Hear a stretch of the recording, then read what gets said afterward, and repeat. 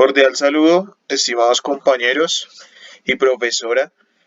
Em, el grupo está conformado por John Alexander Páez Delgado y quienes habla Andrés Santiago Jurado Mora.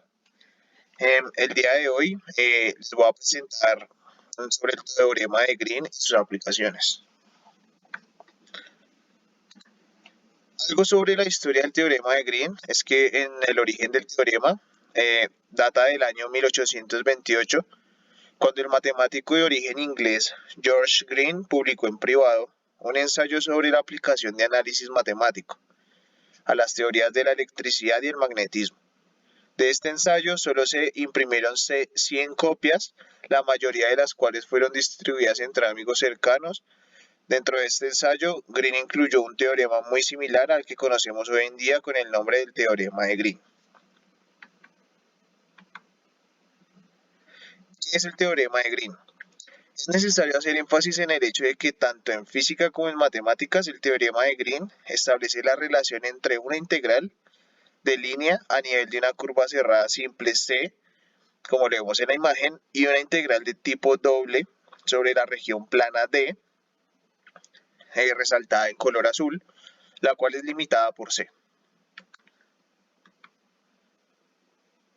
¿Qué aplicaciones podemos tener de este teorema? Los momentos de inercia de muchos cuerpos sometidos a fuerzas externas en diferentes puntos de aplicación también responden a integrales de línea desarrollables con el teorema de Green. También esto tiene múltiples funcionalidades en los estudios de resistencia de materiales de bajo uso, donde los valores externos pueden ser cuantificados y tomados en cuenta previo a la elaboración de diversos elementos. También, en general, el teorema de Green facilita la comprensión y definición de las zonas donde las funciones vectoriales están definidas con respecto a una región según una trayectoria. Esto es algo muy general sobre el teorema de Green. Espero sirva para material futuro de estudio y no queda más que agradecerles.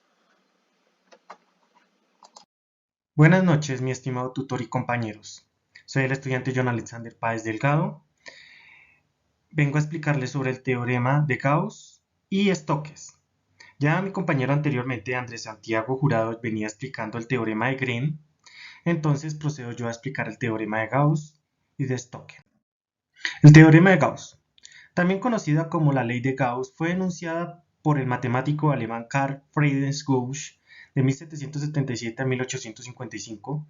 Dicho matemático determinó en esta ley una relación entre el flujo eléctrico que atraviesa una superficie cerrada y la carga eléctrica que se encuentra en su interior. Cuando una distribución se carga tiene una simetría sencilla, es posible calcular el campo eléctrico que crea con ayuda de la ley de Gauss. La ley de Gauss deriva del flujo de campo, concepto del flujo eléctrico. El flujo del vector campo eléctrico a través de una superficie cerrada es igual a la carga encerrada en su interior dividida por la permitiva del medio. La superficie gaussiana no es una superficie real, es matemática.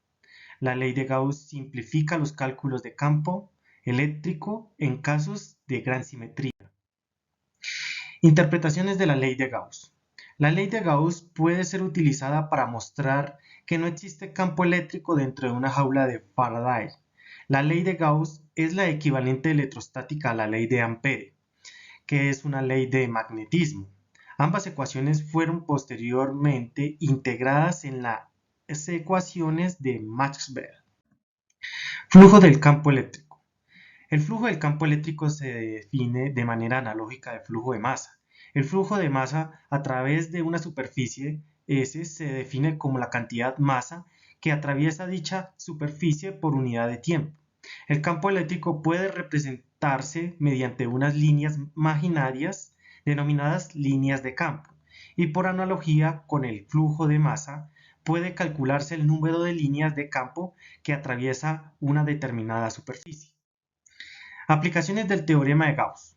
La ley de Gauss nos permite hallar las cargas netas en el interior de una superficie cerrada si conocemos el flujo eléctrico de tal superficie. pero el mayor uso de la ley de Gauss es el cálculo del campo eléctrico que distribuye distribuciones simétricas de carga. Esta ley puede ser usada para resolver problemas de campo eléctrico que involucran una simetría especial que puede ser esférica. Por ejemplo, si queremos encontrar el campo electrónico de una esfera cargada de carga Q, tendremos que considerar un cuerpo imaginario que tenga la misma superficie que el cuerpo original. En este caso, de una esfera de radio R, arbitrario, una superficie gaussiana. Analizando la primera ecuación, la definición del teorema, podemos decir que es igual a la carga total contenida dentro de la superficie gaussiana, es decir, la de la esfera cargada. La conclusión.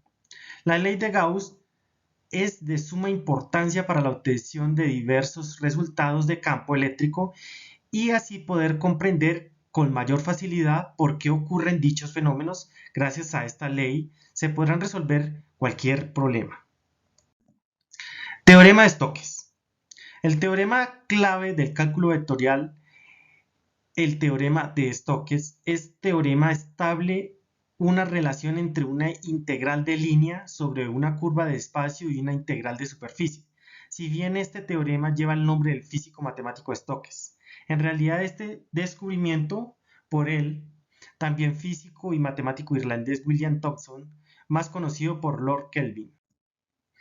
Tenemos acá unas imágenes que podemos caracterizar y describir a cada uno de los físicos y matemáticos que descubrieron en su tiempo.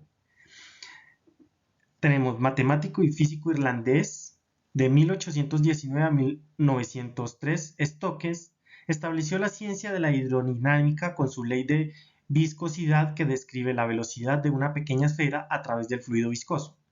Y tenemos a William Thomson, que es un matemático y físico irlandés que va de 1824 a 1907. Thomson hizo importantes contribuciones en muchas áreas de la física, incluyendo la electricidad, magnetismo y termodinámica. A continuación vemos la fórmula. Tenemos la fórmula de la tenemos la forma y tenemos la curva de la frontera cerrada o simple, tenemos el suave o la derivada continua de nuestra fórmula, tenemos la integral de rotación y tenemos nuestro vector normal de superficie.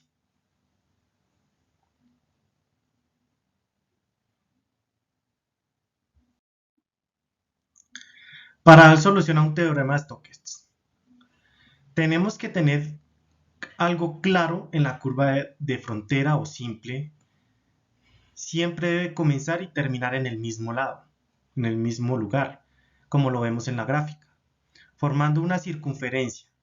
Ese es uno de los primeros requisitos para desarrollar una gráfica de teorema de Stokes.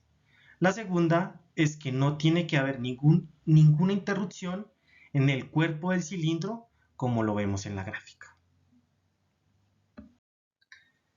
Aplicaciones del teorema de Stokes en la ingeniería. El teorema de Stokes nos sirve para hallar la integral de línea, que es uno de los mayores problemas de integrales cerradas de tiempo.